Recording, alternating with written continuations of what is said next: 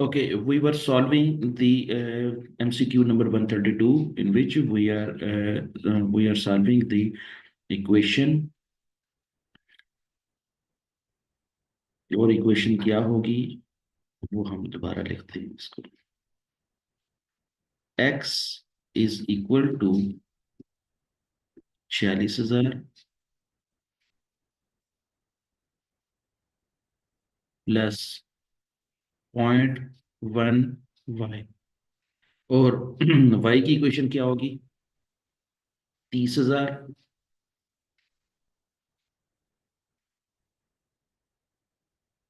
Plus 0.2x। ठीक है। अच्छा, और हमने क्या करना था कि इसको करना था इक्वेशन 1, और ये थी इक्वेशन 2, और फिर हमने क्या करना था, पुटिंग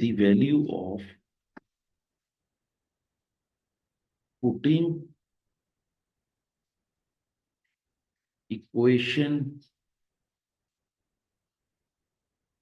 2 इनटू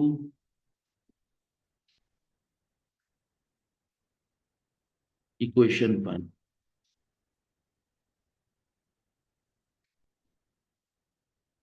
तो कहता है कि इक्वेशन 2 को इक्वेशन 1 में पुट कर दें। क्यों करना है? क्योंकि इक्वेशन 1 के अंदर y लिखा हुआ है, और y की पूरी जो इक्वेशन है वो y की वैल्यू है। ठीक है। तो पॉइंट 1 के साथ जो y लिखा हुआ है, y की जगह पे हम पूरी की पूरी इक्वेशन 2 पुट कर देंगे, तो वो कुछ इस तरह बनेगी। x is equal to 46,000। ये तो वैसे का वैसा ही आना है। x की जितनी भी इक्वेशन है ना पहले से, वो वैसे की वैसी आनी है। बस हमने क्या करना है, प्लस 0.1, और y की जगह पे पूरी की पूरी इक्वेशन 2 लिख देनी है, और वो क्या होगी? 30,000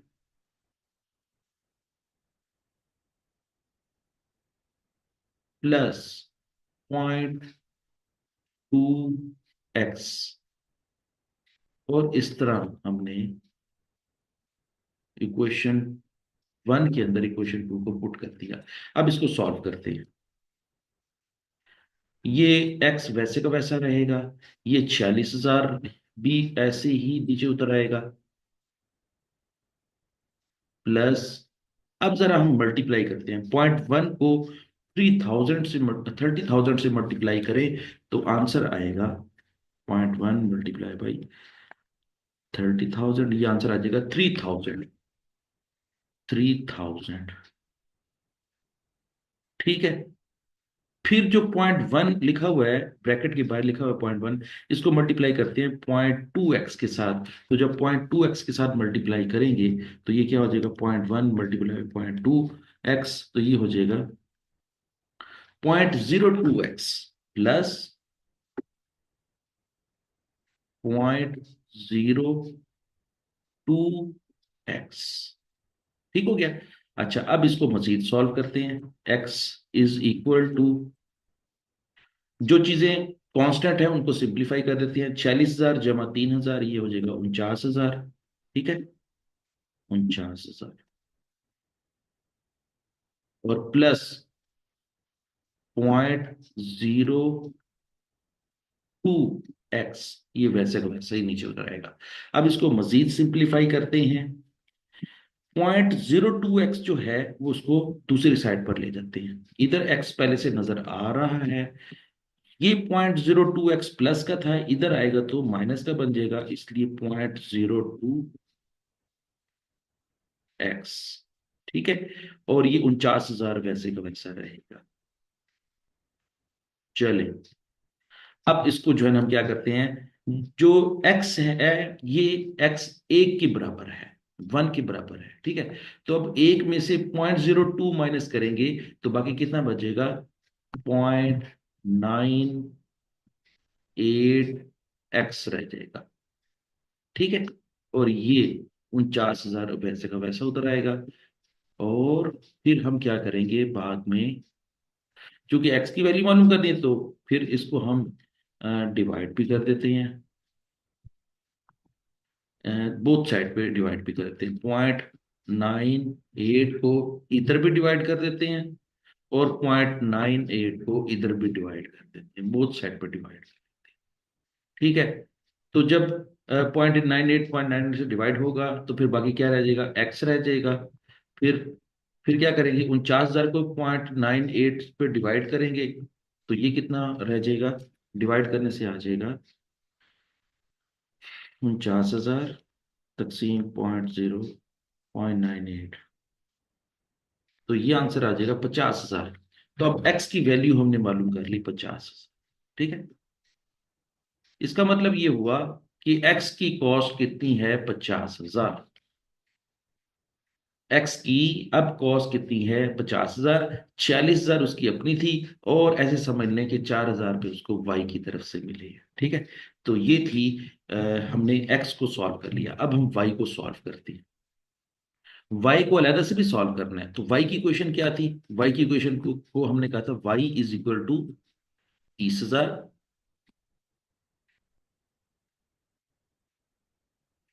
जमा 0.2x। ये हमने पहले भी इक्वेशन बनाई है, और इस इक्वेशन को हमने इक्वेशन नंबर 2 कहा था। अब जरा देखें कि हमारे पास इस पूरी इक्वेशन में 30,000 तो कांस्टेंट फिगर है, 0.2 के साथ जो x लगा हुआ है ना, इस x की वैल्यू हमने अभी कैलकुलेट की है, और वो x की वैल्यू कितनी है, 50,000। तो आप यहां पर जो है ना 50,000 को पुट कर देते हैं, तो ये 30,000, ये एज इट इज नीचे उतार लेंगे, और 0.2 के साथ जो x लिखा हुआ है, x की वैल्यू हम पुट कर देते हैं 50,000,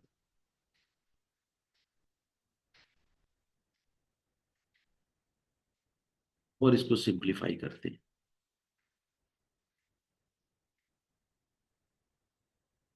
ये 30,000 एज इट इज उतर आएगा,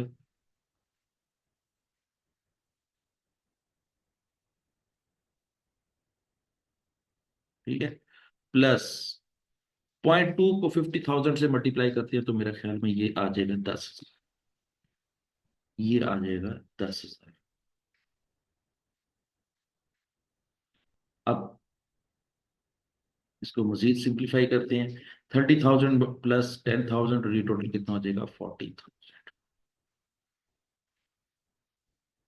अब हमने x की वैल्यू भी मालूम कर ली है, y की वैल्यू भी मालूम कर ली, तो इसका मतलब ये हुआ कि जो सर्विस कॉस्ट सेंटर्स थे, x और y, इनकी अपनी अपनी कॉस्ट जो है वो फाइनली एक दूसरे को जब ट्रांसफर करेंगे, तो ट्रांसफर करने के बाद फाइनली कितनी आ जाएगी, x की कॉस्ट 46,000 नहीं है, अब इसकी कॉस्ट कितनी है, 50,000।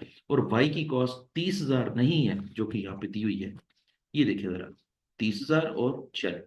वो कहता है कि अब ये 40 नहीं है, अब ये 50 है, ये वाला 50। और वो कहता है कि ये 30,000 नहीं है, अब ये कितनी है, 40। ठीक हो गया। चलिए, अब असल में उसने सवाल क्या पूछा है, उसने ये पूछा है कि चूंकि सर्विस कॉस्ट सेंटर्स हैं एक्स और वाई, इन दोनों की कॉस्ट को जब पी और क्यू में ट्रांसफर करेंगे, या पी और क्यू को चार्ज करेंगे, तो फिर इनकी क्या नई पोजीशन बनेगी, और इनकी नई पोजीशन के अंदर सिर्फ और सिर्फ वो आपसे पी की कॉस्ट पूछ रहा है कि पी की कॉस्ट क्या होगी। तो यहीं पर मैं आपको पी की कॉस्ट कैलकुलेट करना सिखा देता हूं, ताकि सारा डाटा आपके सामने नजर आ रहा हो, और फिर आप इसी को ही देख कर सवाल हल करें। देखिए, पी की अपनी कॉस्ट कितनी है, 95,000, तो यहां हम लिखेंगे 95,000।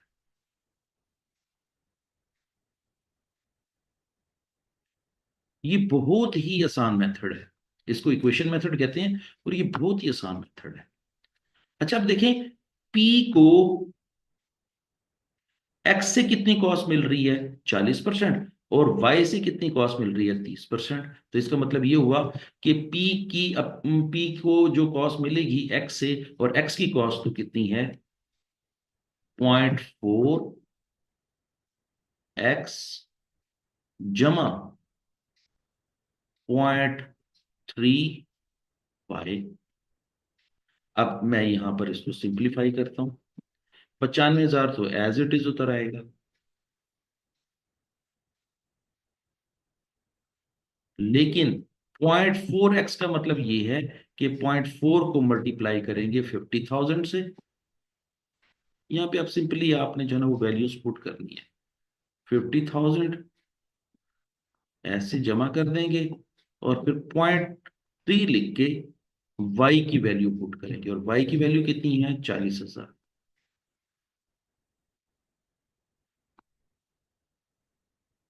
ठीक है, चले अब इसको मजीद सिंप्लीफाई करते हैं। 95,000 एज इट इज आ जाएगा।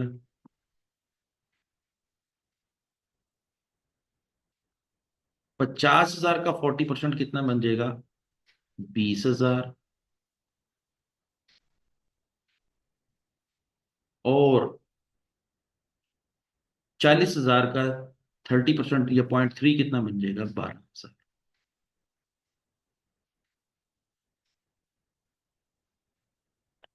अब इसको सिंप्लीफाई मजीद करते हैं। 95,000 जमा 20,000 जमा 12,000, तो ये बन जाएगा 1,27,000।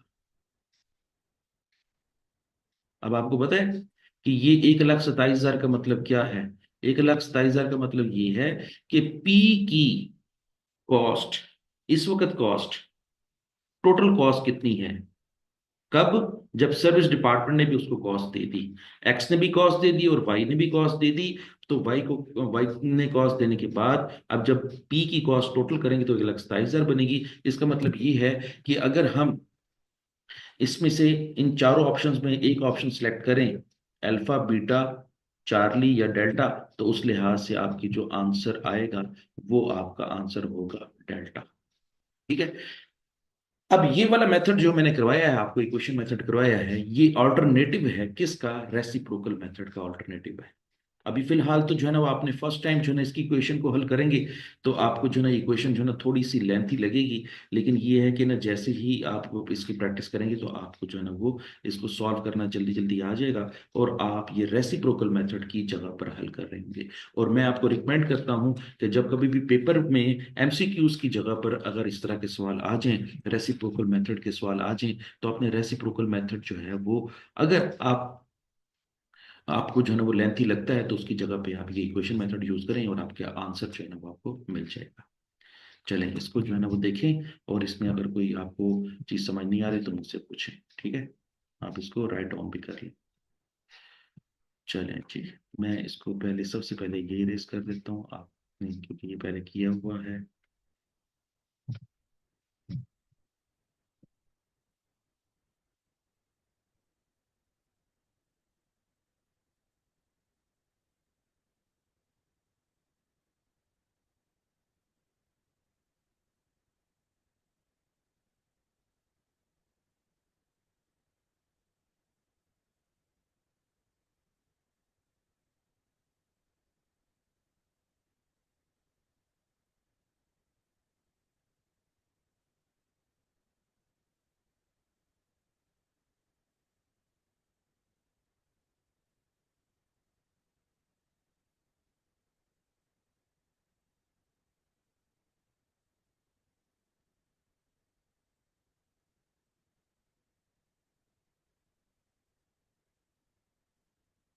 चलें जी, अब हम नया क्वेश्चन सॉल्व करते हैं। 133। 133 के बारे में वो कह रहा है कि a cost centre has an overhead absorption rate is 4.25। आपका जो ओ ए आर है, मैं आपको इसको साथ साथ जो है वो बताता जाता हूँ कि एक फैक्ट्री है, उसका ओ ए आर उन्होंने कैलकुलेट कर दिया है।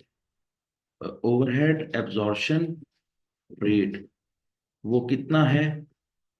4.2 पर मशीन और 4.25 पर मशीन और, मैं एच लिख रहा हूँ। ठीक है।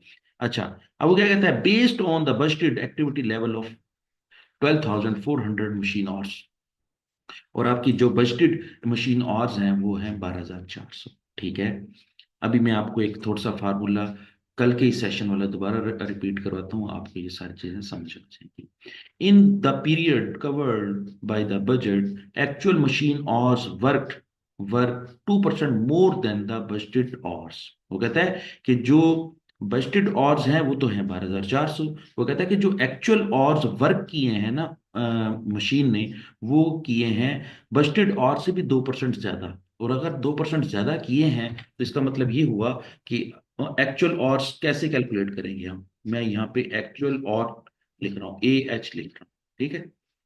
उसका फार्मूला क्या होगा, बजटेड और, मैं उसको बी एच लिख रहा हूँ, बजटेड और मल्टीप्लाई बाई 102 डिवाइडेड बाई 100। 102 क्यों लिखा है कि 100% के अंदर 2% ज्यादा जो है ना वो काम किया है, तो इसका मतलब है कि जितने बजटेड ऑर्स हैं वो 100% के बराबर हैं। और उसके अंदर जब 2% ऐड करेंगे तो अब एक्चुअल ऑर्स की परसेंटेज क्या बन जाएगी, 102% बन जाएगी। ठीक है, 102 से जरब दे देंगे और 100 से तकसीम कर देंगे तो हमारे एक्चुअल ऑर्स आ जाएंगे। जरा देखें, 12,400 जरब 102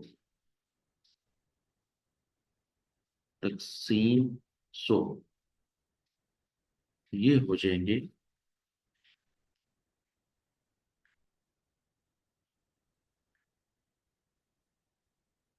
12,648। इसका मतलब ये हुआ कि हमारी फैक्ट्री ने या मशीन ने 12,648 घंटे काम किया है। अब ये बात और भी सुन लें, 12,648 का मतलब ये है कि एक्चुअली तौर पर हमारी मशीन कितने घंटे चली है, तो वो है 12,648, लेकिन बजटेड आवर्स कितने थे, वो 12,400। अभी फिलहाल मैं आपको ये डाटा सिखा रहा था, अभी हमारा क्वेश्चन सॉल्व होना शुरू नहीं हुआ, लेकिन ये अभी डाटा समझा रहा। अच्छा, वो क्या कहता है, and the actual overhead expenditure incurred were 56,399, लेकिन एक्चुअल एफ कितने हैं आपके, 56,399 है। मैंने आपके साथ पिछले सेशन के अंदर ये बात की थी कि जब कभी भी आप क्वेश्चन के अंदर ओवर या अंडर एब्जॉर्ब ओवरहेड कैलकुलेट करें तो उसका फार्मूला क्या होता है, ओवर या अंडर। मैं ओ को लिख रहा हूं ओवर से और यू को लिख रहा हूं अंडर से, और over under absorb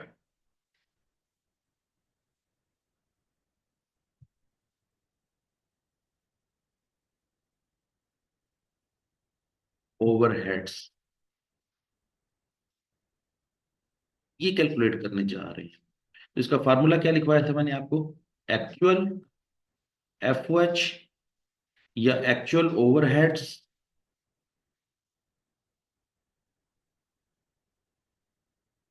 minus absorbed overhead.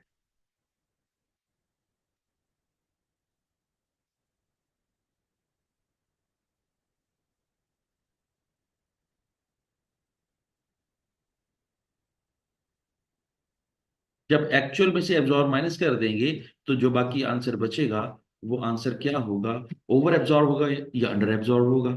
अब हमने ये डिसाइड करना है कि ओवर कब होता है और अंडर कब होता है। ठीक है, ओवर एब्जॉर्ब कब होता है और अंडर एब्जॉर्ब कब होता है। फिर मैंने आपको कल टेक्निक सिखाई थी कि जब एब्जॉर्ब ओवरहेड की अपनी अमाउंट बड़ी हो और एक्चुअल ओवरहेड्स की अपनी अमाउंट छोटी हो तो फिर उस सूरत में वो लफ्ज क्या बन जाता है, ओवर एब्जॉर्ब बन जाता है।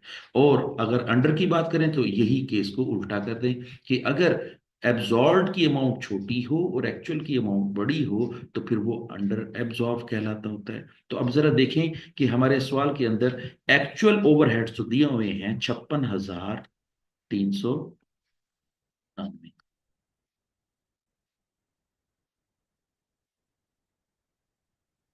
ये तो हमने एज इट इज लिख दी जिस तरह दी। ठीक है, अब हमें हमें मालूम करना है कि एब्जॉर्ब ओवरहेड क्या है। तो ये बात याद रख लें कि एब्जॉर्ब ओवरहेड का भी अपना एक फार्मूला है, वो मैंने आपको लिखवाया था कि वहां पे आपको मैंने कहा था एक्चुअल एक्टिविटी, एक्चुअल एक्टिविटी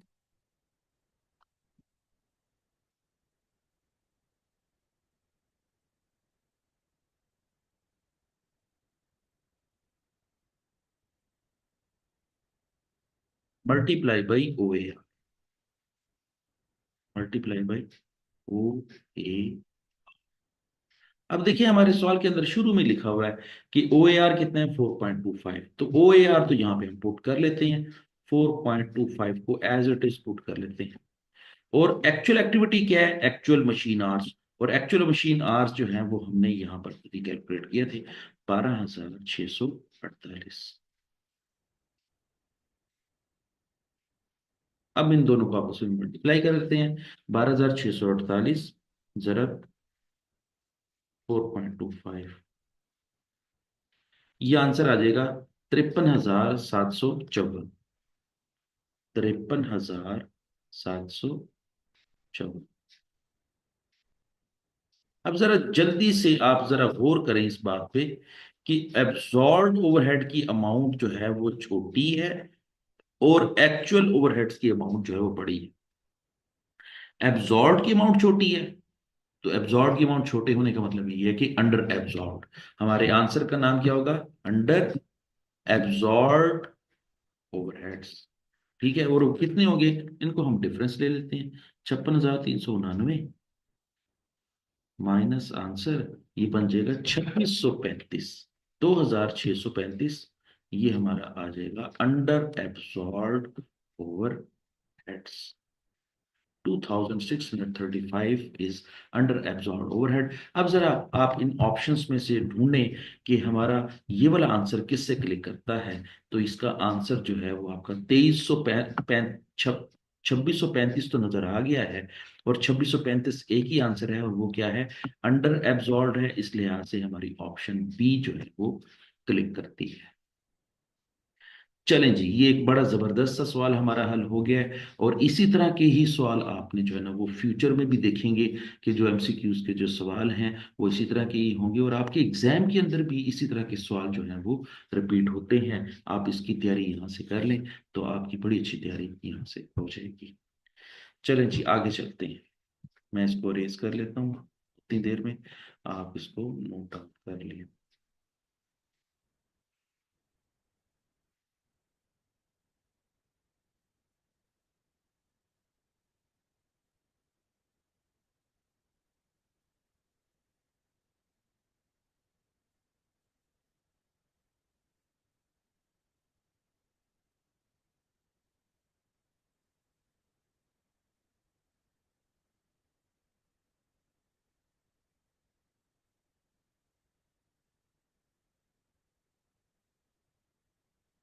134। 134 में क्या पूछ रहा है, when do over absorb overhead occurs. वो कहता है कि ओवर एब्जॉर्ब ओवरहेड कब होते हैं। तो बड़ा सिंपल सा इसका आंसर है, थ्योरेटिकल आंसर है इसका। पिछले सेशन में हमने इसको डिस्कस किया है कि ओवर एब्जॉर्ब उस वक्त होते हैं जिस वक्त एब्जॉर्ब ओवरहेड की अमाउंट बड़ी हो और एक्चुअल ओवरहेड्स की अमाउंट छोटी हो, तो उस वक्त जो है वो क्या होता है, ओवर एब्जॉर्ब का आंसर आ जाता है। तो उसने भी आपसे यही पूछा कि ओवर एब्जॉर्ब कब होता है, तो आप बता दें। तो उसमें ऑप्शन नंबर, पहले पढ़ते हैं A, absorbed overhead exceeds the actual overhead. बिल्कुल ठीक है, यही बात है, और हमारा आंसर भी यही है। बाकी सारे आंसर जो हैं वो गलत हैं, सिर्फ आपका आंसर अल्फा सही है। ठीक है, आपका आंसर अल्फा क्या है, सही है। ठीक हो गया। चलिए, आप इसको पढ़ लें और मुझसे जो है ना वो मजीद डिस्कस कर लें। मैंने इसके आंसर जो है वो आपको दे दिया है। चलें जी, जल्दी जल्दी करते जाते हैं ताकि ये हमारे टॉपिक को पूरा हो जाए। वो कहते हैं 135, the management accountants report shows that fix production overheads were over absorb in the last accounting period. वो कहता है कि मैनेजमेंट अकाउंटेंट रिपोर्ट जो है ना वो शो करती है कि फिक्स ओवरहेड जो है ना वो ओवर एब्जॉर्ब हो गए हैं। वो कहता है कि what is the combination that the certain to lead to this situation. ये सिचुएशन कब पैदा होती है। वो कहता है कि ये सिचुएशन कब पैदा होती है। तो ये बड़ी सिंपल सी बात है कि जब कभी भी, ये बात याद रख लें, जब कभी भी आपकी एक्चुअल एक्टिविटी ज्यादा हो और आपकी बजटेड एक्टिविटी कम हो, तो फिर क्या होता है, जो ओवरहेड एब्सॉर्ब जो हो जाते हैं वो ज्यादा हो जाते हैं, वो ओवर एब्सॉर्ब हो जाते हैं। तो इसके लिहाज से आपका जो आंसर है वो आंसर क्या होगा, डी आंसर होगा। मेरे मुताबिक इसका आंसर डी है। आप जो है ना खुद भी इसको पढ़ेंगे और खुद भी पढ़ के जो है ना इसका आंसर देंगे। ठीक है, मैं यहाँ पर आपको शो भी करूँगा। ये देखिए, ये इसका आंसर जो है वो डी है, 135 डी है। ठीक है, तो अब हम ये देख लेते हैं कि इसके लिहाज से ऑप्शन नंबर डेल्टा जो है वो क्लिक करती है। चलें जी आगे चलें, 136 पे चलते हैं। वो कहते हैं what would be the accounting entries for the 10,000 over absorb overhead. चलें जी, जरा एंट्री याद करें, हमने ओवरहेड एब्जॉर्व किए हैं और ख़ास तौर पर हमने ओवर एब्जॉर्व किए हैं, तो उसकी एंट्री क्या होगी? आपको याद होगा हमने ओवरहेड्स कंट्रोल अकाउंट को डेबिट किया था, या एफ एच को डेबिट किया था, और क्रेडिट क्या किया था? प्रॉफिट एंड लॉस अकाउंट को क्रेडिट किया था, statement of profit and loss account को क्रेडिट किया था, या फिर हमने सीजीएस को भी क्रेडिट कर सकते हैं। इन दोनों में से एक चीज़ क्रेडिट कर सकते हैं। तो ज़रा ढूंढें यहाँ पर हमारी कौन सी ऑप्शन जो है वो क्लिक करती है। सबसे पहले तो जो है ना वो ओवरहेड कंट्रोल अकाउंट को डेबिट करना, देखें जरा कहाँ लिखा हुआ है। ये ऑप्शन भी आपकी डी ही क्लिक करती है। ओवरहेड कंट्रोल अकाउंट डेबिट है और statement of profit and loss account credit है, तो ये आपकी डेल्टा जो है वो ऑप्शन क्लिक करती है इस लिहाज से। चलें जी आगे चलें।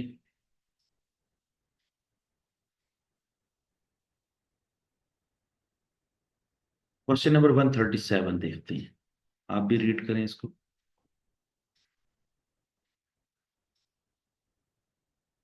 चलिए जी, 137 ये कहते हैं during the period 50,000 were incurred for the indirect labour. वो कहता है कि 50,000 पे जो है ना हमने खर्च किए हैं इनडायरेक्ट लेबर के ऊपर। What would be the double entry? Double entry क्या होगी? बड़ी सिंपल एंट्री है कि जब कभी भी एक्चुअल ओवरहेड्स जो है ना वो इनकर होते हैं तो उसकी एंट्री पास करते हैं, ओवरहेड कंट्रोल अकाउंट डेबिट करते हैं, और अगर पे कर दिए तो कैश क्रेडिट कर देंगे, और अगर पे नहीं किए तो फिर हम क्या कर देंगे? क्रेडिट वेजेस पेबल को क्रेडिट कर देंगे। ठीक है, तो अब देखिए जरा इसके अंदर कौन सी ऑप्शन क्लिक कर रही है। ओवरहेड कंट्रोल अकाउंट जो है वो एक ही दिया हुआ है, तो इस लिहाज से हमारी एंट्री जो ऑप्शन सी है वो क्लिक करेगी। ओवरहेड कंट्रोल अकाउंट डेबिट और वेजेस कंट्रोल अकाउंट क्रेडिट। अच्छा, यहाँ पर वेजेस कंट्रोल अकाउंट कहें या वेजेस पेबल कहें, एक ही बात होती है। ठीक है, तो आपकी ऑप्शन सी जो है वो क्लिक करती है। आगे चले, 138। लो जी, 138 बड़ा एक जबरदस्त सा सवाल आ गया है। इस तरह का सवाल हमने पिछले सेशन में भी किया था। आज पिछले सेशन के लिहाज से मजीद प्रैक्टिस भी हमें मिल गई और हम एक क्वेश्चन को भी सॉल्व करने में कामयाब हो जाएंगे। आपको याद होगा कि जब कभी भी हम ओ ए आर कैलकुलेट करते हैं तो ओ ए आर का फार्मूला क्या होता है? मैं जरा रिपीट करता हूँ, आप भी जो है ना रिपीट करें कि मैं क्या फार्मूला लिखूंगा। O A R is equal to budgeted, मैं जरा शॉर्टकट के लिख रहा हूँ, ठीक है। बजटेड ओवरहेड्स, बी से बजटेड, ओ से ओवर, और एच से heads, overheads, divided by budgeted number of machine hours, budgeted number of machine hours. मैं यहाँ पर बी एम एच लिख रहा हूँ, ठीक है, बी एम एच। अच्छा, जब इसको डिवाइड करते हैं तो आंसर क्या आ जाता है?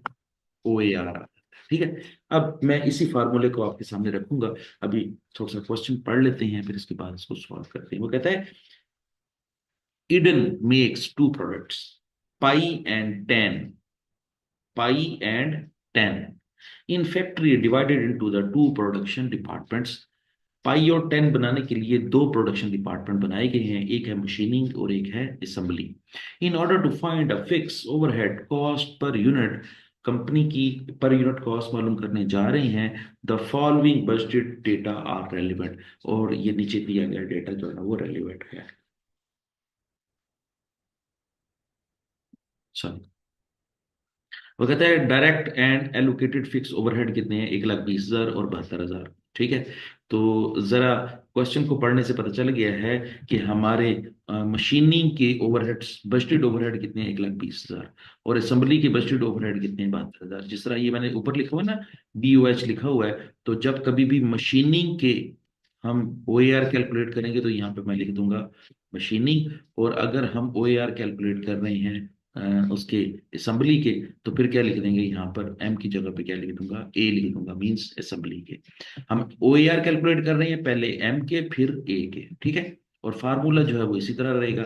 अच्छा, और हमारे बजटेड ओवरहेड्स कितने होंगे? मशीनिंग के 1,20,000 होंगे और असेंबली के 72,000 होंगे। आगे चलते हैं। वो कहता है कि लेबर आवर्स पर यूनिट, एक यूनिट के ऊपर कितने घंटे लगते हैं? मशीनिंग के पाई के ऊपर कितने घंटे लगते हैं? 0.5 आवर्स, मीन्स आधा घंटा लगता है। और 10 के ऊपर जो है वो 1 आवर, 1 घंटा लगता है। ठीक हो गया। इसी तरीके से जब पाई जो है वो असेंबली के पास पहुंचती है तो 0.2 आवर्स में यूनिट बन जाता है। और जब 10 जो है वो असेंबली के पास पहुंचता है तो वो 0.25 आवर्स में यूनिट मुकम्मल हो जाता है। अब जरा देखें थोड़ी देर के लिए, वो कहना चाह रहा है कि बजटेड प्रोडक्शन जो इज 4,000 यूनिट्स ईच। वो कहता है कि पाई के भी 4,000 यूनिट बनाते हैं। मैं यहां पे लिख देता हूं, पाई के भी 4,000 यूनिट्स हैं और 10 के भी 4,000 यूनिट्स हैं। ठीक है, चलो। अब मजीद वो क्या कह रहा है? And all fix overhead are to be absorb by the reference to the labour hours. वो कहता है कि जो आपने जो ओवरहेड एब्जॉर्ब करने हैं वो लेबर हॉर्स की बुनियाद पर करने हैं। चलें जी, अब जरा देखें हम इसके टोटल मशीन आवर्स कैलकुलेट कर लेते हैं। टोटल मशीन आवर्स कैलकुलेट कर लेते हैं, MH। थोड़ी देर के लिए देखें कि पाई ने कितने यूनिट बनाए हैं? 4,000। पाई के मशीन आवर्स कितने लगे? 0.5। तो क्या करेंगे? 4,000 मल्टीप्लाई बाई 0.5 आवर्स। तो टोटल कितने घंटे लग गए? 2,000 घंटे।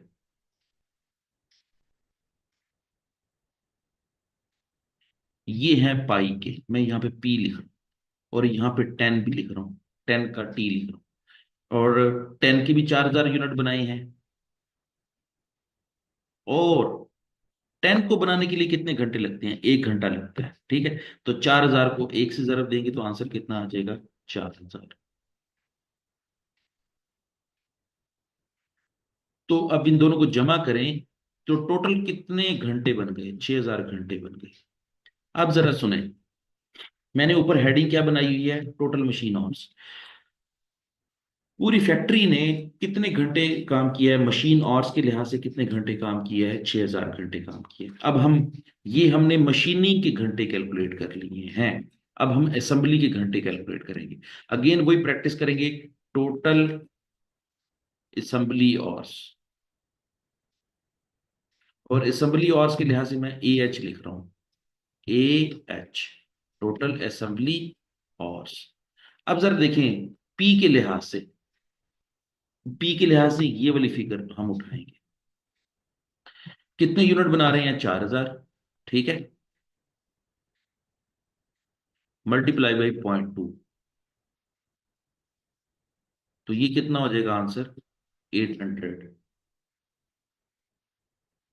अच्छा, और 10 के, वो भी 4,000 यूनिट बना रहे हैं। और एक यूनिट बनाने के ऊपर कितना टाइम खर्च होता है? 0.25। 0.25 को मल्टीप्लाई करें तो आंसर कितना आ जाता है? 1,000। तो अब इसका मतलब क्या हुआ? टोटल घंटे कितने बन गए? 800 जमा 1,000, ये 1,800 घंटे। ठीक है, तो असेंबली के ऊपर कितने घंटे काम हुआ? 1,800 घंटे काम। लो जी। अब हमारे पास जो है ना वो मशीनिंग की भी जो है ना वो बजटेड आवर कैलकुलेट हो गए। मशीनिंग की बजटेड आवर को क्या कहेंगे? Budgeted machine hours. और हमारे असेंबली के आवर्स कितने हैं वो भी कैलकुलेट हो गए। अब हमने एक एक करके जो है ना वो OAR कैलकुलेट करना है। मशीनिंग का अलग OAR कैलकुलेट होगा, असेंबली का अलग OAR कैलकुलेट होगा। मैंने यहाँ पर लिख दिया है मशीनिंग के बजटेड ओवरहेड्स कितने हैं? 1,20,000। अब आप पूछेंगे कि ये कहाँ से आया? तो ये जो है वो 1,20,000 ये लिखा हुआ है। ठीक है, और मशीन के कितने घंटे चले? 6,000 घंटे चले। तो 6,000 से डिवाइड कर देंगे तो आंसर क्या आ जाएगा? 20 पर मशीन और आंसर आ जाएगा। 20 पर मशीन और। ठीक है, 1 घंटे के हमारे ओवरहेड्स कितने हैं? 20 रुपए। किसके? सिर्फ मशीनिंग के। अब हम बात कर लेते हैं असेंबली के। OAR अगेन लिखूंगा OAR किसके, असेंबली के, तो यहाँ पर मैं ब्रैकेट में ए भी लिख दूंगा ताकि, अच्छा मैं डायरेक्ट फार्मूला लिख रहा हूँ। बजटेड ओवरहेड असेंबली के कितने हैं, 72,000, ये देखिए 72,000 लिखा हुआ है। अब हम यहाँ पर 72,000 लिख लेंगे। और बजटेड असेंबली आवर्स कितने हैं, वो हमने ये कैलकुलेट किए हुए हैं 1800। हम इस 1800 से इसको मल्टीप्लाई कर डिवाइड कर, तो आंसर अब हमारा कितना आ जाएगा, 18,000 तकसीम 72,000 तकसीम 1800, तो ये आंसर आ जाएगा 40 पर असेंबली। और ये लीजिए, असेंबली और जो है वो 40 रुपए का 1 घंटा है। इसका मतलब ये है कि मशीन हमें 1 घंटा कितना खर्चा चार्ज करवा रही है, 20 रुपए, लेकिन असेंबली 1 घंटा कितना खर्चा चार्ज करवा रही है, 40 रुपए। अभी भी क्वेश्चन खत्म नहीं हुआ। क्वेश्चन उसने क्या पूछा है, what is the budgeted fixed overhead cost of a unit of pie, कि हमने जो पाई बनाया है उसकी 1 यूनिट की कॉस्ट कैसे कैलकुलेट करेंगे। तो सुन लें, 1 यूनिट की कॉस्ट कैसे कैलकुलेट करेंगे। यहां पर जिस तरह मैंने आपको डेफिनेशन में आपको सिखाया था कि एब्जॉर्प्शन ओवरहेड का मतलब ये होता है कि जी ओवरहेड को जो है ना वो प्रोडक्ट कॉस्ट में शामिल करें। तो अब चूंकि हमारी पाई भी एक प्रोडक्ट है और 10 भी एक प्रोडक्ट है, तो वो सिर्फ पाई की कॉस्ट मालूम करना चाह रहा है। पाई जरा देखें, यहां पर देखें, पाई ने कितने घंटे खर्च किए हैं, ये पाई के घंटे हैं, ये पाई ने घंटे खर्च किए हैं, क्योंकि पाई ये लिखा हुआ है। ठीक है। अब पाई ने मशीन के कितने घंटे खर्च किए हैं, 0.5, और असेंबली कितने घंटे किए हैं, 0.2। तो इसका मतलब ये हुआ, हम क्या करेंगे, पाई की कॉस्ट कैलकुलेट करने के लिहाज से मशीन की कितनी कॉस्ट है 1 यूनिट की, 20 रुपए, और 20 रुपए एक मशीन का है, वो कहाँ से कैलकुलेट किया, वो यहां से हमने कैलकुलेट किया। ठीक है। 1 घंटे के अगर 20 रुपए हैं, तो हमने तो सिर्फ आधा घंटा यूज किया है, तो मल्टीप्लाई करेंगे 0.5 से, तो आंसर आ जाएगा 10 रुपए। ठीक है। अच्छा, इस अब असेंबली की बात करते हैं। असेंबली का घंटा कितने का है, 40 का, और हमने पाई को बनाने के लिहाज से कितना टाइम खर्च किया, 0.2 आवर्स खर्च किया, तो इसको 0.2 से मल्टीप्लाई कर देंगे। तो अब ये आंसर क्या आ जाएगा, $8। तो 10 रुपए जो है वो मशीन के, 8 रुपए असेंबली के, तो टोटल कितना हो गया, 18। ये 18 हमारा आंसर है, और यहाँ पर हम लिख देंगे 18 पर यूनिट, पर यूनिट। और यूनिट कौन सा बनाया है हमने, पाई बनाया है। पाई को बनाने के ऊपर हमारी ओवरहेड कॉस्ट कितनी लगेगी, 18 रुपए लगेगी। 10 रुपए मशीन के लिहाज से और 8 रुपए असेंबली के लिहाज से। तो ये था आपका सोल्यूशन। अभी तो मैं बड़ा आहिस्ता आहिस्ता और बड़े जो है ना वो रुक रुक के समझा समझा के बात कर रहा हूँ, लेकिन जिस वक्त आप इसको समझ चुके होंगे, तो आप खुद जब करने के लिए बैठेंगे, तो वो सेकंडों में हल हो जाएगा, और आपका जो है ना वो क्वेश्चन जो MCQs हैं वो आपके टाइम पे हल हो जाएंगे। ठीक है। चलिए मैं इसको रेज करता हूँ।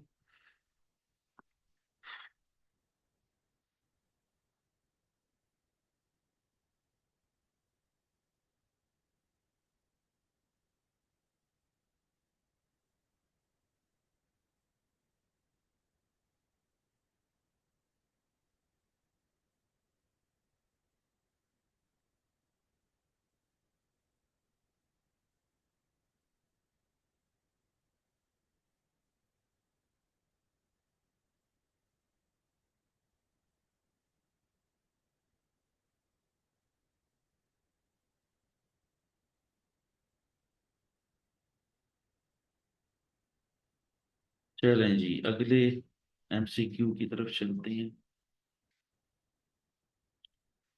अगला MCQ बिल्कुल थियोरेटिकल है, वो कहता है what is the cost apportioned. Cost apportioned क्या होती है,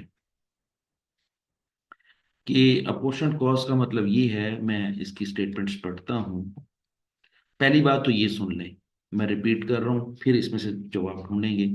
अपोर्शन कॉस्ट का मतलब ये होता है कि जब कभी भी प्रोडक्शन डिपार्टमेंट और सर्विस डिपार्टमेंट के अंदर कॉस्ट को बांट दिया जाता है, एक खास जो है वो प्रोपोर्शन के साथ कॉस्ट को बांट दिया जाता है, तो ऐसे ऐसे प्रोसेस को हम क्या कहते हैं, अपोर्शनमेंट कहते हैं।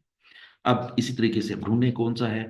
वो कहते हैं the charging of discrete identified items of cost to the cost centres और cost units, the collection of cost attributable to the cost centers and cost unit using the costing method, principle and techniques prescribed for a particular business entity, the process of establishing the cost of cost center to the cost unit, the division of cost amongst the two or more cost centers in proportion to the estimated benefit received using a proxy, for example square meter।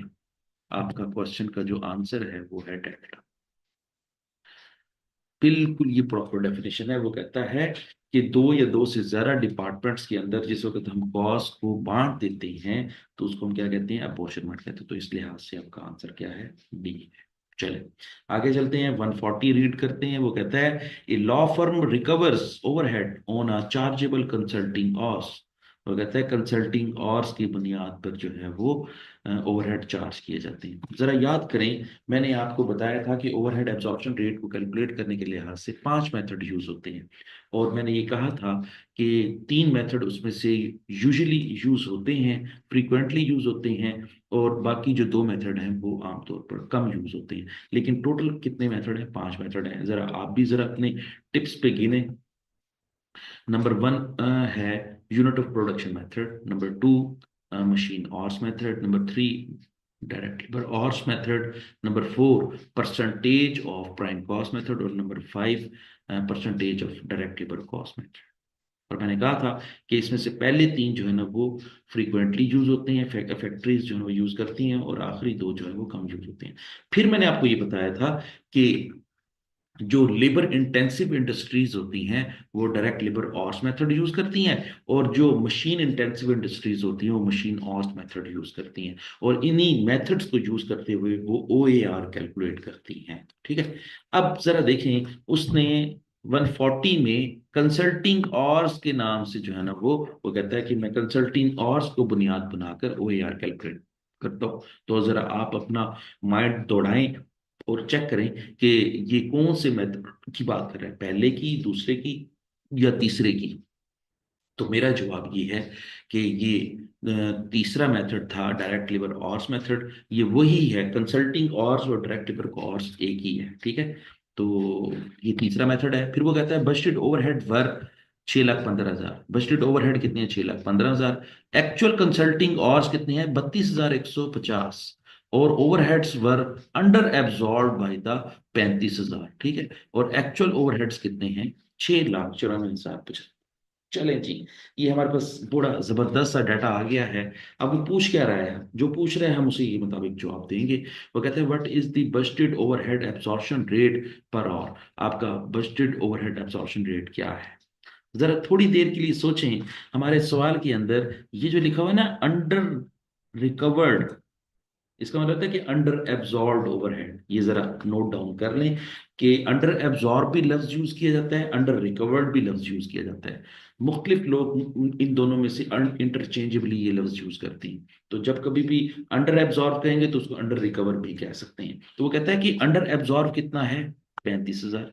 जरा फिर concept जरा अपना revise करें मेरे साथ कि 35,000 जो under absorb है, इसका मतलब ये है कि एब्जॉर्ब ओवरहेड की अमाउंट छोटी होगी, एक्चुअल ओवरहेड की अमाउंट बड़ी होगी। तो जब कभी भी हम कंपैरिजन करते हैं कि हम ये तय करना चाह रहे होते हैं कि हमारे सवाल के अंदर अंडर एब्जॉर्ब है या ओवर एब्जॉर्ब है, तो हम क्या कंपेयर करते हैं, एक्चुअल ओवरहेड्स को कंपेयर करते हैं एब्जॉर्ब ओवरहेड के साथ। अगर एब्जॉर्ब ओवरहेड की अमाउंट बड़ी है और एक्चुअल ओवरहेड्स की अमाउंट छोटी है तो फिर हम उसको क्या कहते हैं, ओवर एब्जॉर्ब। और अगर एब्जॉर्ब ओवरहेड की अमाउंट छोटी है, एक्चुअल ओवरहेड की बड़ी है, तो हम उसको क्या कहते हैं, अंडर एब्जॉर्ब। और देखें आपके सवाल के अंदर भी ये लिखा हुआ है कि आपके जो एब्जॉर्ब ओवरहेड हैं वो अंडर हैं, वो है 35,000। इसका मतलब है कि एक्चुअल एफर्ट ज्यादा होंगे। अब देखें आपके एक्चुअल एफर्ट कितने हैं, 6,94,075 हैं। इसका मतलब ये है कि इससे आपके एब्जॉर्ब ओवरहेड 35,000 कम होंगे। तो देख लेते हैं एब्जॉर्ब ओवरहेड क्या है। मैं AOH लिख रहा हूं, एब्जॉर्ब ओवरहेड वो क्या है। तो देख लें, 6,94,075 मनफी माइनस 35,000, 35,000 माइनस कर दें तो आपकी एब्जॉर्ब ओवरहेड की अमाउंट आ जाएगी 6,94,075 माइनस 35,000। आपकी एब्जॉर्ब ओवरहेड कितनी है? 6,59,075, 6,59,075। पहले तो इस बात को आप भी हजम करें कि आपके एब्जॉर्ब ओवरहेड कितने हैं? 6,59,075 है। और अब आपको याद आएगा कि एब्जॉर्ब ओवरहेड की अमाउंट को भी कैलकुलेट करने का अपना एक फार्मूला होता है, और वो क्या होता है? Actual activity. एक्चुअल अब एक्चुअल एक्टिविटी क्या है हमारे इस सवाल के अंदर? वो है direct labour our, actual direct labour hours या कंसल्टिंग आवर्स, CH लिख रहा हूं। Actual consulting hours multiply by OAR। Absorb overhead को कैलकुलेट करने का अपना भी एक फार्मूला होता है, वो क्या होता है? Actual consulting hours multiply by OAR। अब देखें, अगर मैं ये कहता हूं कि इन दोनों को मल्टीप्लाई करें तो आंसर क्या आता है? Absorb overhead.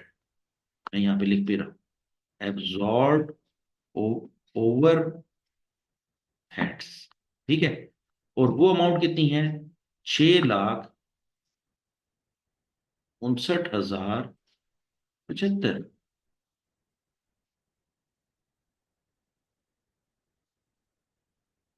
और एक्चुअल ऑर्स भी उसने दिए हुए हैं, ये देखिए, ये लिखा हुआ है एक्चुअल कंसल्टिंग ऑर्स कितने हैं? 32,150।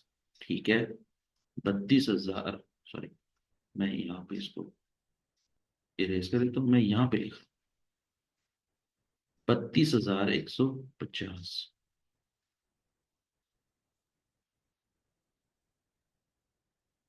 लेकिन हमारे पास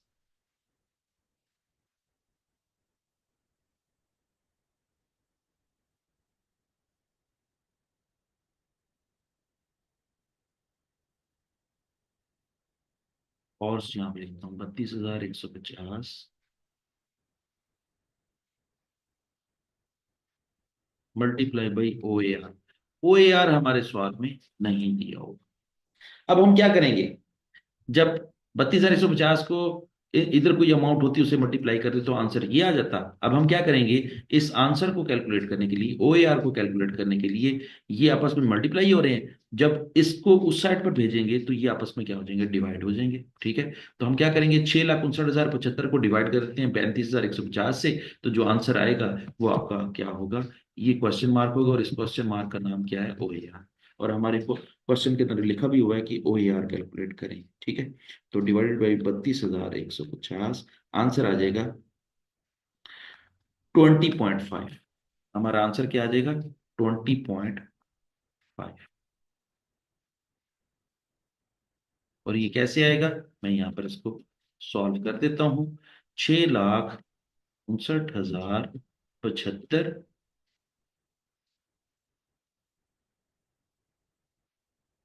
डिवाइडेड बाई 32,150,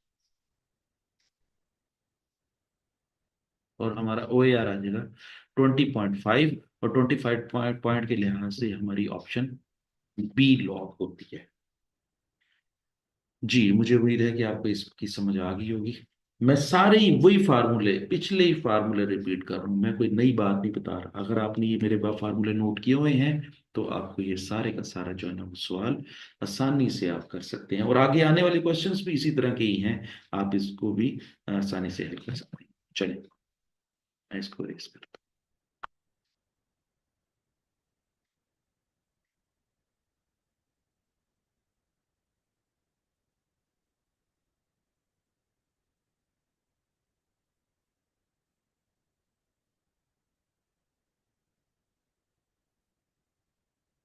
नेक्स्ट क्वेश्चन पढ़ते हैं, 141। A finishing department absorb production overheads using a direct labor hours basis। लो जी, इस सवाल के अंदर भी डायरेक्ट लेबर आवर्स को बुनियाद बनाकर OAR कैलकुलेट किया जाए। Budgeted production overhead for the year just ended were 2,68,800। आपकी बजटेड ओवरहेड्स कितने हैं? 2,68,800 हैं। और फिर वो कहते हैं एक्चुअल प्रोडक्शन ओवरहेड्स वर 2,45,600। आपके एक्चुअल ओवरहेड्स कितने हैं? 2,45,600। ठीक है, ये डाटा उसने दे दिया है। ठीक है। अच्छा, ये बात याद रख लें, मैं आपको एक बात रिकैप्चुलेट करवा रहा हूं। ये वाला जो फिगर है ना बजटेड ओवरहेड का, इसके जरिए हमने ओ ए आर कैलकुलेट करना है। और ओ ए आर कैलकुलेट करने के बाद हमारे पास एक सिंगल फिगर आ जाएगा जो कि हमारा डायरेक्ट लेबर आवर्स का के लिहाज से ओ ए आर। अच्छा, फिर वो कहता है if the actual labour hours work work 45,000, actually तौर पर कितने घंटे काम किया है? 45,000। And the production overhead were over absorb by 6,400। वो कहता है कि जी आपका जो ओवर एब्जॉर्ब है वो है 6400। Very good. ठीक है। और इस ओवर एब्जॉर्ब की डेफिनेशन क्या पढ़ी थी हमने? जरा याद करवाएं मुझे। ओवर एब्जॉर्ब का मतलब ये बताया था कि एब्जॉर्ब ओवरहेड की अमाउंट बड़ी है और एक्चुअल ओवरहेड की अमाउंट छोटी है। तो इसका मतलब ये हो गया एक्चुअल ओवरहेड तो उसने दिए हुए हैं यहाँ पे सवाल में 2,45,600। और हम इसी 2,45,600 में 6400 जमा करते हैं तो हमारे एब्जॉर्ब ओवरहेड आ जाएंगे। जरा आप भी करें। 2,45,600 जमा 6400, और हमारे एब्जॉर्ब ओवरहेड कितने आ जाएंगे? 2,52,000। मैं यहाँ पे लिख रहा हूँ एब्जॉर्ब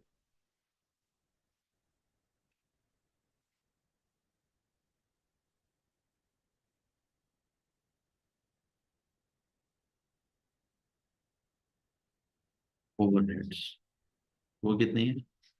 बल्कि मैं वर्किंग भी कर देता। 2,45,600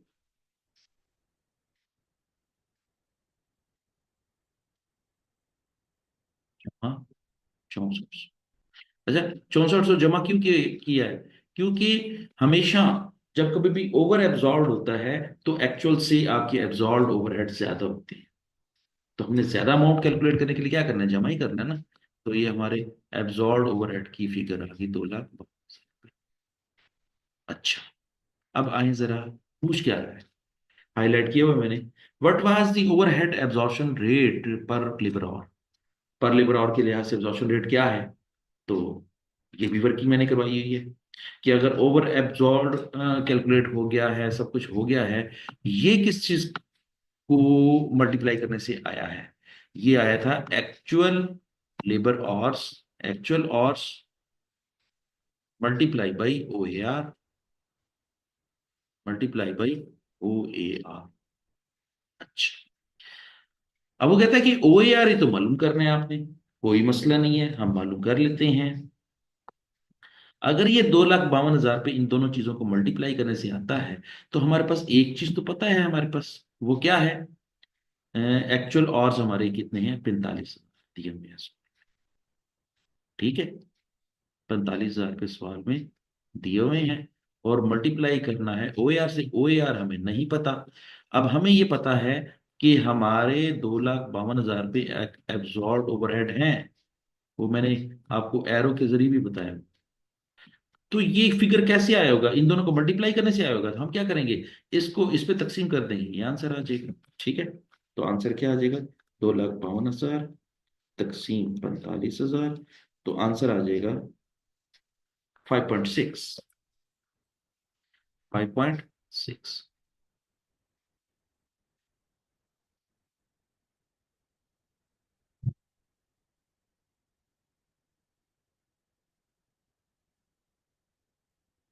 5.6 इधर लिख देंगे हम, बल्कि हम ढूंढ लेते हैं।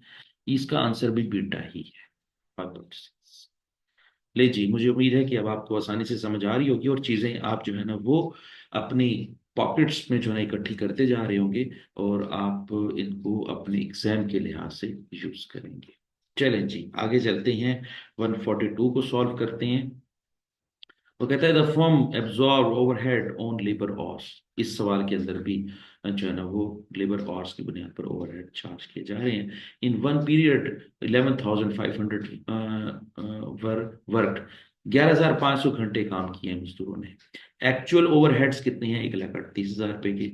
और आपके ओवर एब्जॉर्ब कितने हैं? 23,000 रुपये। अब जरा थोड़ी देर के लिए आप जरा सोचें कि अगर ओवर एब्जॉर्ब है तो इसका मतलब क्या हुआ? एब्जॉर्ब ओवरहेड्स की अमाउंट बड़ी है और एक्चुअल की अमाउंट छोटी है। हमारे पास एक्चुअल की अमाउंट कितनी दी हुई है? 1,38,000। इसके अंदर 23,000 जमा करेंगे तो वो क्या आ जाएगा? एब्जॉर्ब ओवरहेड आ जाएगा। अब आपसे वो क्या पूछ रहा है? What was the overhead absorption rate? आपसे OAR कैलकुलेट करने के बारे में कह रहा है। OAR बड़ा आसानी से कैलकुलेट हो जाएगा। आपने क्या करना है? 1,38,000 जमा 23,000, ठीक है, तकसीम कर देंगे 11,500 पे, तो आपका आंसर आ जाएगा 14। ये आपका आंसर आता है 14।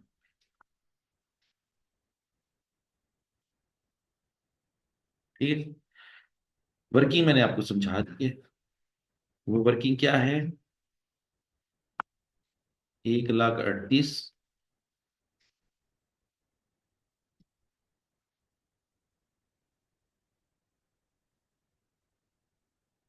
जमा 23, दोनों को जमा करेंगे तो इसका नाम क्या रख देंगे? Absorb overhead.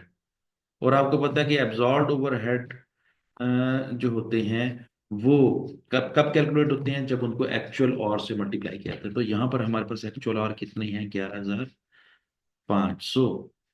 जब एक्चुअल और पे डिवाइड कर देंगे तो हमारा आंसर क्या आ जाएगा? OAR। और ये कितना हो जाएगा?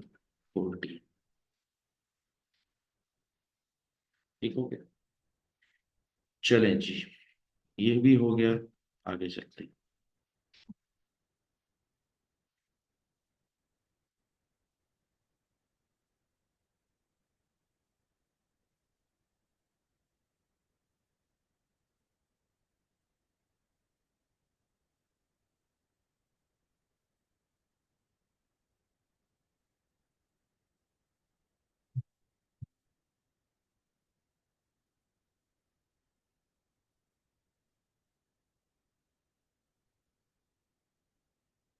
143 की तरफ मूव करते हैं। लें जी, 143 बी जो है वो एक रेसिप्रोकल मेथड के जरिए उसने कहा है कि मुझे सॉल्व करके दें। लेकिन मैं ये कहता हूं कि आप रेसिप्रोकल मेथड को भी सॉल्व करें, लेकिन इक्वेशन मेथड जो मैंने अभी आज के सेशन में मैंने आपको सिखाया है उसके जरिए भी आप करें। तो जरा थोड़ी देर के लिए हम इक्वेशंस जो है ना वो बना लेते हैं, फिर उसके बाद इसको सॉल्व करेंगे।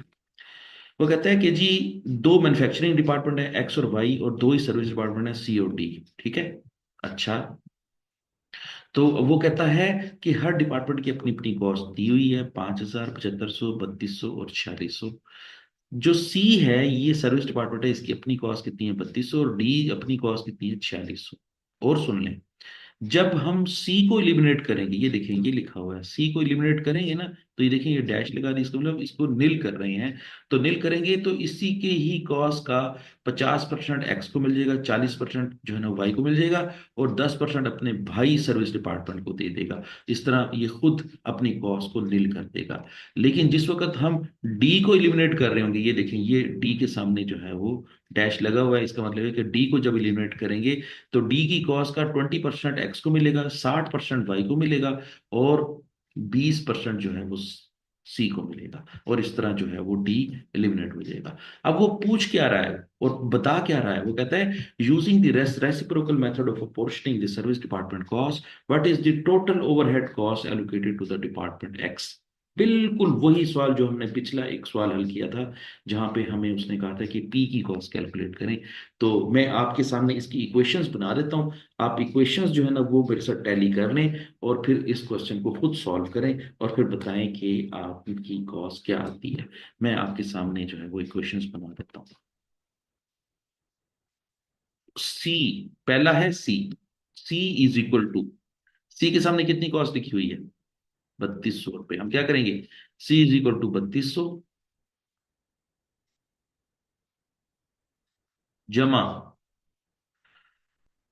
डी से कितनी कॉस्ट मिली है? 20%, प्लस 0.2D। ठीक हो गया? और फिर डी की अपनी इक्वेशन क्या होगी? डी के सामने कितना लिखा हुआ है?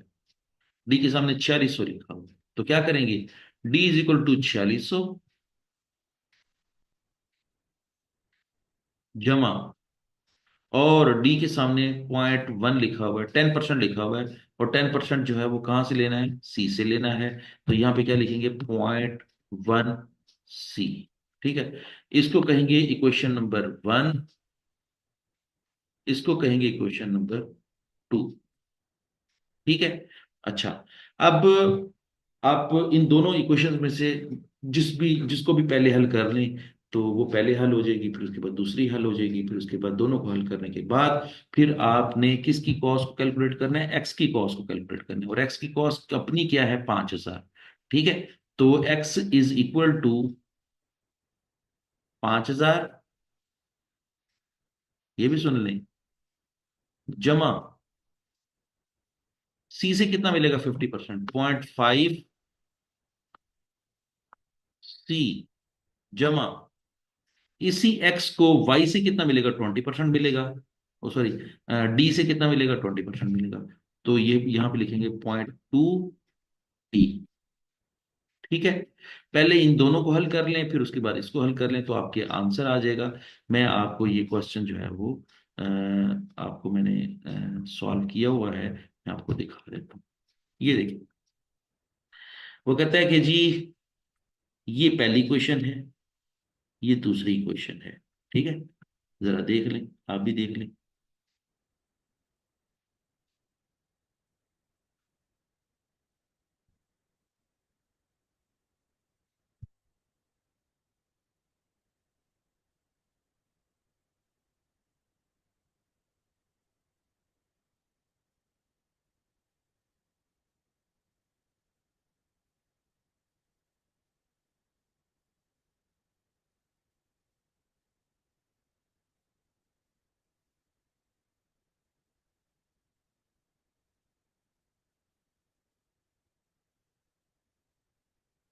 अच्छा जी, ये इक्वेशन नंबर 1, ये इक्वेशन नंबर 2, और इस तरह हमने जो है ना पहले डी को हल किया, और डी को हल करने के बाद डी की जो है ना वो कॉस्ट कितनी कैलकुलेट होगी, 5,020 रुपये। आप भी जो है ना वो कैलकुलेट करें मेरे साथ। अच्छा, फिर सी की कॉस्ट कैलकुलेट की तो वो कितनी बनी, 4,202 रुपये। ठीक है, अब ये मैंने आपको एक तीसरी क्वेश्चन लिखवाई थी, यहाँ पर लिखा था 5,000 जमा 0.5 सी।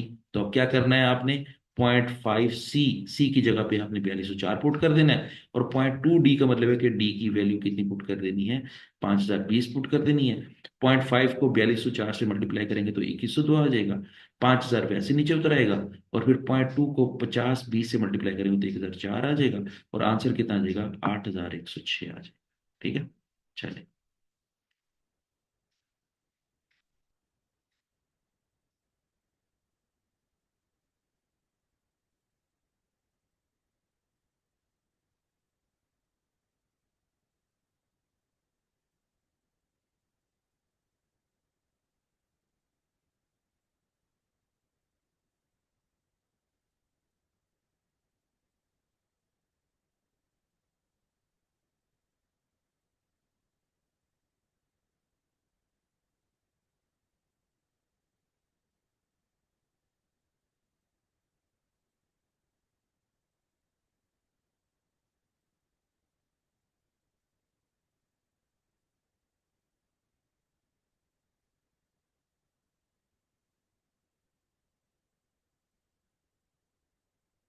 चलें जी, अब 144 भी देख लेते हैं।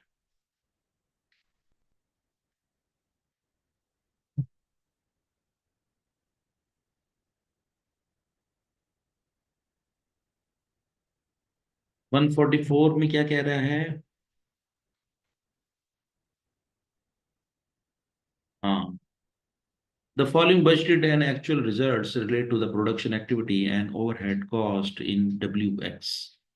वो कहते हैं कि जी आपकी बजट बजट जो है वो ये है। ठीक है, और एक्चुअल जो है वो ये दिया हुआ है। ठीक है, अब वो क्या कहना चाह रहा है कि फिक्स ओवरहेड कितनी है, $36,000 की हैं, और वेरिएबल ओवरहेड कितने हैं, $9,000 की हैं। ठीक है, ये थोड़ा सा सवाल जो है ना वो उसने ज़रा डिटेल से दे दिया है कि जो एफ ओ एच होते हैं या ओवरहेड्स होते हैं वो दो किस्म के होते हैं। कुछ ओवरहेड्स फिक्स होते हैं और कुछ ओवरहेड्स वेरिएबल होते हैं। तो फिक्स की और वेरिएबल की डेफिनेशन हमने बहुत पहले पढ़ ली है, अब सिर्फ हम इसको जो है ना इस चैप्टर के लिहाज से सॉल्व करेंगे। चले, अब वो कहता है कि आपके डायरेक्ट लेबर आवर्स, हम इस सवाल के अंदर भी डायरेक्ट लेबर आवर्स के लिहाज से ही सवाल हल करेंगे। हमारे जो बजटेड आवर्स हैं वो 18,000 है, ठीक है। तो हम क्या करेंगे कि पहले फिक्स का रेट कैलकुलेट कर लेंगे, फिर वेरिएबल का रेट कैलकुलेट करेंगे। फिक्स का रेट कैलकुलेट करने के लिए क्या करेंगे, बजटेड ओवरहेड 36,000 ले लेंगे और बजटेड एक्टिविटी कितना ले लेंगे, 18,000। तो 36 को 18 पे तकसीम करेंगे तो आंसर कितना आ जाएगा, 2 पर आवर, 2 पर आवर। और अगर हम 9,000 को तकसीम करते हैं 18,000 घंटों पे, तो आंसर क्या आ जाएगा, 0.5 पर आवर आ जाएगा। इस तरह हमारा रेट निकल आएगा, ठीक है। मैं यहाँ पर सॉल्व कर दूं, चलिए कर देता हूँ। 36,000, फार्मूला नहीं लिख रहा मैं, वैसे सॉल्व कर रहा हूँ, तकसीम 18,000 घंटे। तो हमारा फिक्स प्रोडक्शन ओवरहेड का रेट कितना निकल आएगा, 2 पर आवर। ये तो हो गया फिक्स का rate, fix O A R, fixed O A R. अब हम बात करते हैं वेरिएबल ओ ए आर।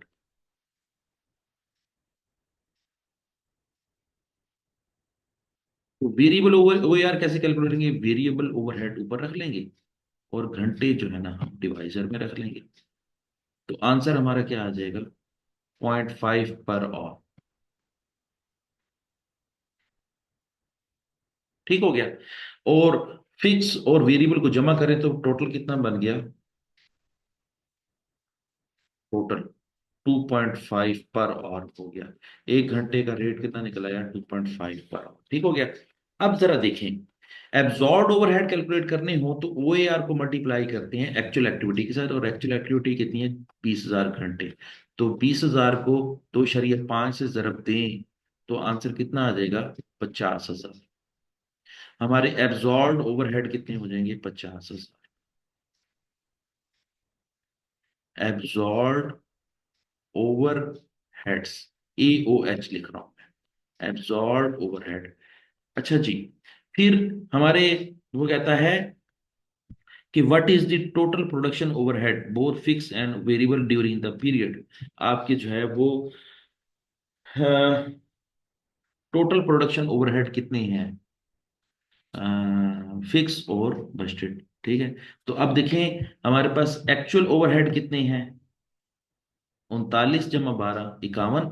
और एब्जॉर्ब ओवरहेड कितने हैं, 50।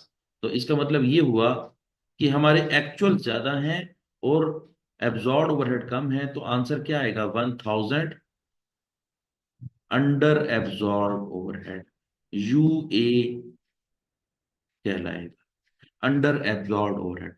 तो अब आपका आंसर कितना है, 1,000 अंडर एब्जॉर्ब ओवरहेड है, इसको ढूंढें। तो ये कौन सा आंसर बनता है, अंडर एब्जॉर्ब 1,000, ये बी बनेगा इसका आंसर, अंडर एब्जॉर्ब ओवरहेड 1,000। चलिए जी, ये हो गया, आगे चलते हैं।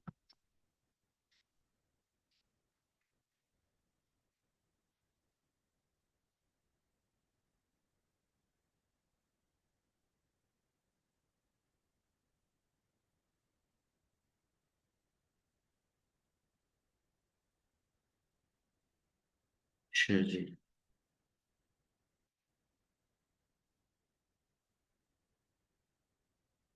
145 देखते हैं।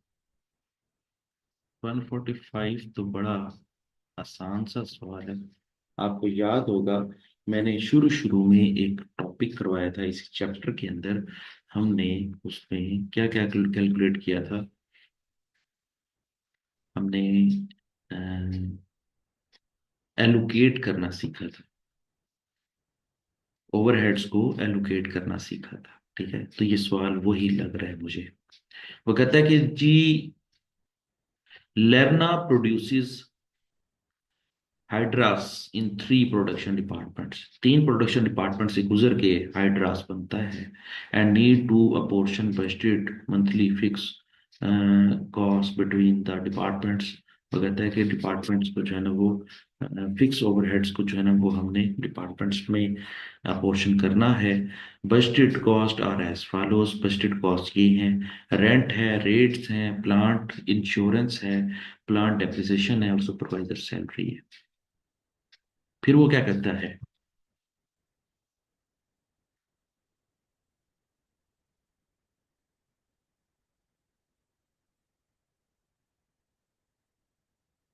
The following additional information is available.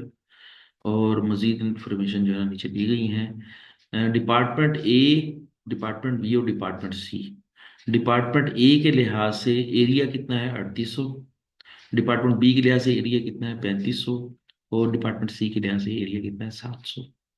इस तरह वैल्यू ऑफ मशीन मशीन दी हुई है, 2,10,000, 1,10,000, 80,000। अच्छा, ये जो लिखा हुआ है ना 210, इस 210 का मतलब ये है कि इसमें 3 जीरो और भी ऐड कर दें, तो जब तीन तीन जीरो और ऐड कर देंगे तो फिर 210 नहीं रहेगा, बल्कि ये 2,10,000 बन जाएगा। इसी तरीके से 110 नहीं रहेगा, 1,10,000, और ये 80 नहीं रहेगा, 80,000 बन जाएगा। इसी तरीके से डिपार्टमेंट ए में कितने मजदूर काम कर रहे हैं, 34। डिपार्टमेंट बी में कितने मजदूर काम कर रहे हैं, 16। और उसमें कितने मजदूर काम कर रहे हैं, 20। और इस तरह तीनों के मिला के पूरी फैक्ट्री के मजदूर बन जाएंगे। फिर वो कहता है what is the total budgeted monthly fix overhead for cost for department C. सिर्फ डिपार्टमेंट सी की कॉस्ट कैलकुलेट करनी है। हमने क्या करना है, हमने जो है ना वो कॉस्ट को अपोर्शन करना सीखना है। और कॉस्ट को अपोर्शन कैसे करना सीखना है, ये बात याद रख लें कि रेंट और रेट्स जो होते हैं वो एरिया के हिसाब से बांटे जाते हैं, ठीक है। तो हम क्या करेंगे, यहाँ पर लिखते हैं cost, department C cost, department C cost, ठीक है। तो सबसे पहले लिखते हैं रेंट एंड रेट्स, दो कॉस्टें हैं, 2,000 और 1,000, 3,000। तो हम क्या करेंगे, इस 3,000 को अपोर्शन करने के लिए जैसे क्या करेंगे, फार्मूला अप्लाई करेंगे। टोटल कॉस्ट है 3,000 और टोटल एरिया कितना है, 3800 जमा 3500 जमा 700। 3800 जमा 3500 जमा 700। तो ये हो जाएगा 80, 8,000 एरिया हो जाएगा। तो यहाँ पे हम इसको डिवाइड किससे करेंगे, 8,000 से डिवाइड कर देंगे। और सी डिपार्टमेंट की बात हो रही है, तो सी कितना एरिया यूज कर रहा है, 700 स्क्वायर फीट यूज कर रहा है, ठीक है। तो जब इसको हल करेंगे तो इसकी कॉस्ट कितनी आ जाएगी, 3,000 तकसीम 8,000 ज़रब 700। तो ये कॉस्ट आ जाएगी 262 रुपये 50 पैसे। 262 रुपये 50 पैसे। अब सुन ले जरा, मैं दोबारा बताता हूँ आपको। टोटल फैक्ट्री ने कॉस्ट अदा की है, ये टोटल 3,000 रुपये अदा किए हैं रेंट और रेट्स के ऊपर। वो कहता है कि अगर टोटल 3,000 अदा किए हैं तो इसमें से ए का भी कोई पोर्शन होगा, बी का भी प्रोपोर्शन होगा, सी का भी प्रोपोर्शन होगा। वो कहता है सिर्फ सी का मालूम करके दे दें। तो सी का मालूम करने के लिए क्या करेंगे, टोटल कॉस्ट को डिवाइड कर देंगे टोटल एरिया पे और मल्टीप्लाई कर देंगे सिर्फ सी के एरिया से, तो आंसर आ जाएगा 262 रुपये 50 पैसे, ठीक है। अच्छा, अब ये है रेंट एंड रेट्स। मैं यहाँ पे रेंट एंड रेट्स लिख देता हूं। अब दूसरी चीज क्या है, दूसरा खर्चा क्या है, इंश्योरेंस का खर्चा है और डेप्रिसिएशन का, दोनों को मिला के कितना है, 10,000, ठीक है। तो ये प्लांट का खर्चा मैं यहाँ पे लिखता हूँ, प्लांट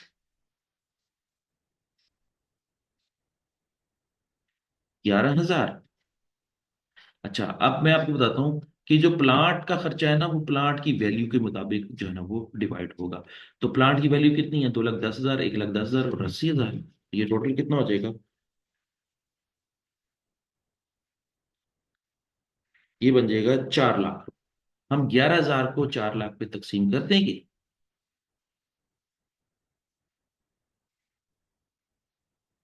और सी की चूंकि कॉस्ट कैलकुलेट करने जा रहे हैं तो सी की वैल्यू कितनी है, 80 लिखा हुआ है।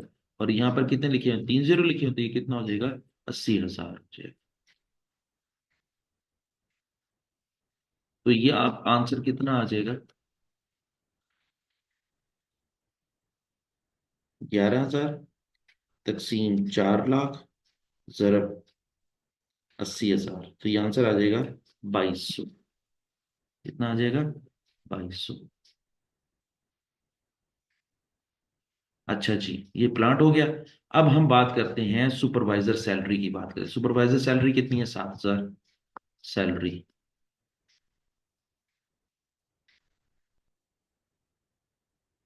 और सैलरी जो होती है वो नंबर ऑफ एम्प्लॉयज की बुनियाद पर बांटी जाएगी।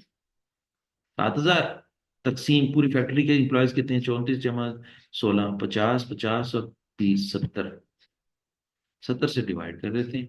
सी के अंदर कितने एम्प्लॉयज काम कर रहे हैं? वो है 20, 20 से मल्टीप्लाई कर देते हैं। तो आंसर क्या आ जाएगा? 7,000 तकसीम 70 जरा 20, आंसर आ जाएगा 2,000। ठीक है, 2,000। ये 2,000 हमारे आ गए सुपरवाइजर की सैलरी।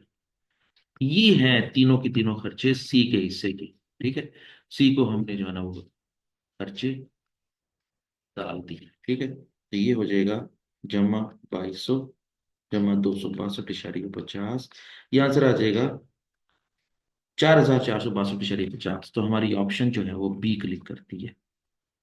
400, 4,462.50। ठीक हो गया। ये भी आप नोट डाउन कर लें।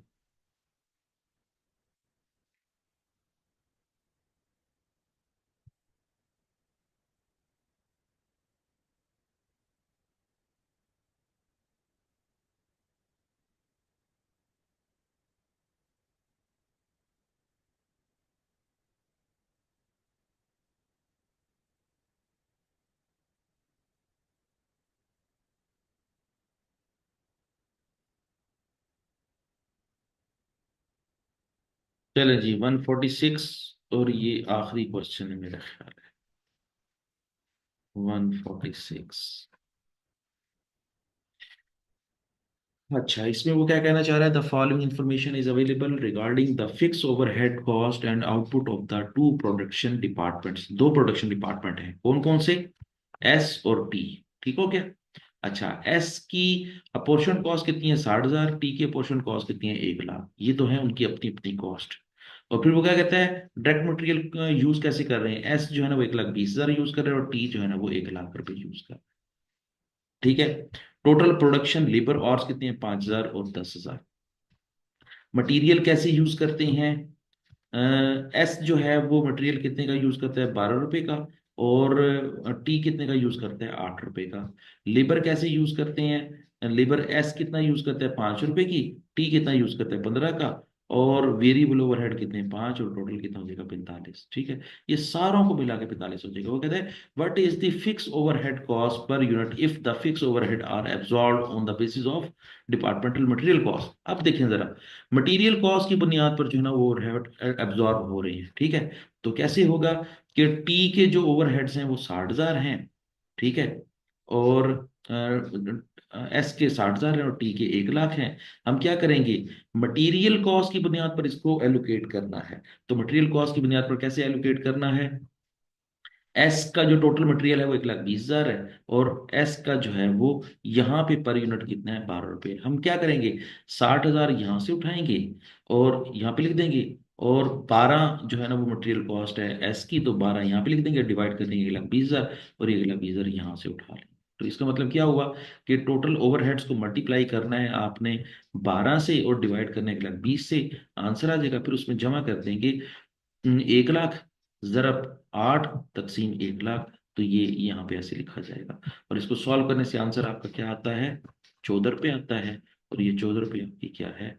इस सवाल का आंसर है। वो कहता है कि जी आपने ओवरहेड पर यूनिट जो है ना वो कैलकुलेट करके दिखाना है। और कौन सी बेस को यूज करना है? मटेरियल कॉस्ट को बेस यूज करना है।